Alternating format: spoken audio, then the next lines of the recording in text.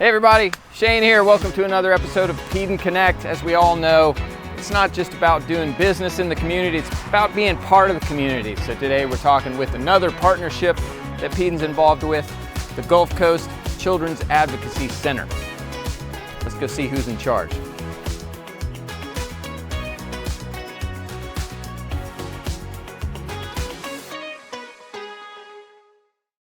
All right, so we're here with Lori Allen, the Executive Director here at the Gulf Coast Children's Advocacy Center.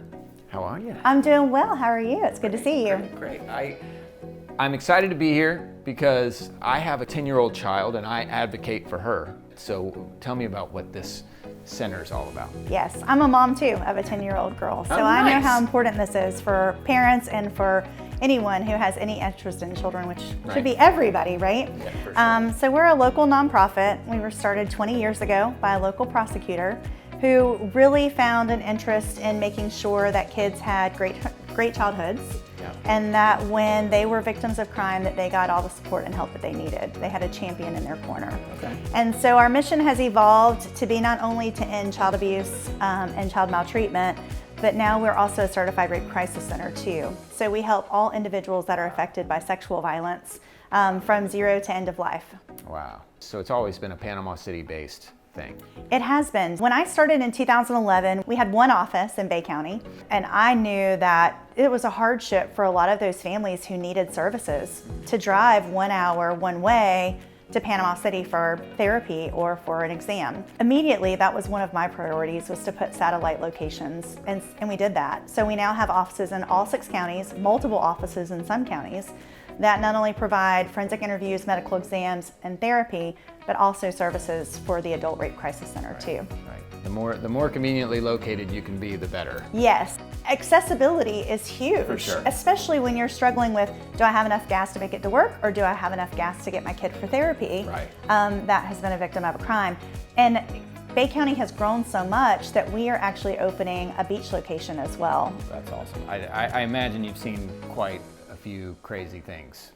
Unfortunately, yes. I think the cases that have touched my heart over the years in the most impactful way and inspiring way have been a couple of children who have died as a result of the abuse that they endured. And one in particular, her birthday is actually in April, and April is Child Abuse Prevention Month and Sexual Assault Awareness Month. And she died in 2014.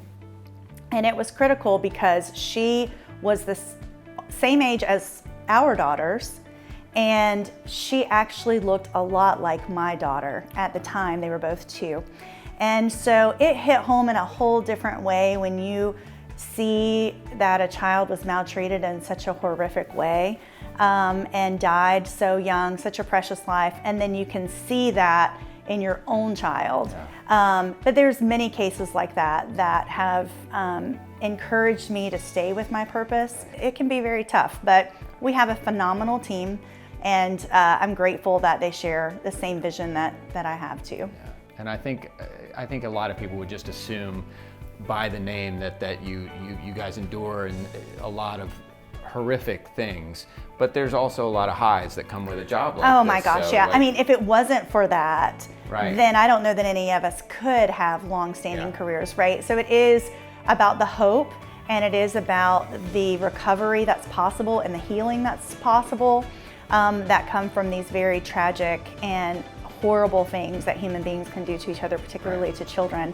But yes, that is absolutely what carries us. And honestly, in a lot of the buildings, there's laughter and people are happy and smiling, and it's through joy that we find healing. It's that beauty from ashes, that encouragement, that hope, that lifting others that helps us, as well. For sure. Speaking of help, I think something like this can't run without community support. Absolutely not. There are so many obstacles that we face, especially leaning on a lot of federal and state grants to help us with operations. Our agency budget is over $10 million. Wow. And that's a big lift, right? Yeah. So there are a lot of things like, let's say a kid comes in and they're really hungry, and the police were called that morning, there was an outcry for help. They've come here for an interview, they have a medical exam. Well, it's lunchtime, right?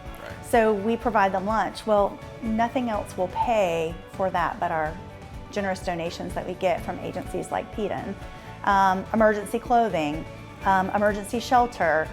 There are even little things like planting flowers at the CAC to make sure that it's a beautiful, welcoming space. Yeah. You know, those things would not be paid for or possible without our community support. Peaden's been with you throughout this whole process, through COVID, through Hurricane Even Michael. way before that, How yes. long have you guys been working with Peaden? At least a decade. Yeah. I can remember the first interaction I had with Peaden was a golf tournament that Peaden hosted, and we were the beneficiary. And really since that time, event sponsorships or specific needs, Peaden has stepped up to make sure that we were able to fill that need.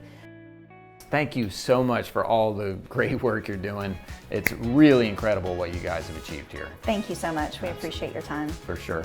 And make sure you subscribe to get notifications for more Peaden Connect, and absolutely go to this website right here to get involved with the Gulf Coast Children's Advocacy Center. I'm Shane, and we'll see you next time on Peaden Connect.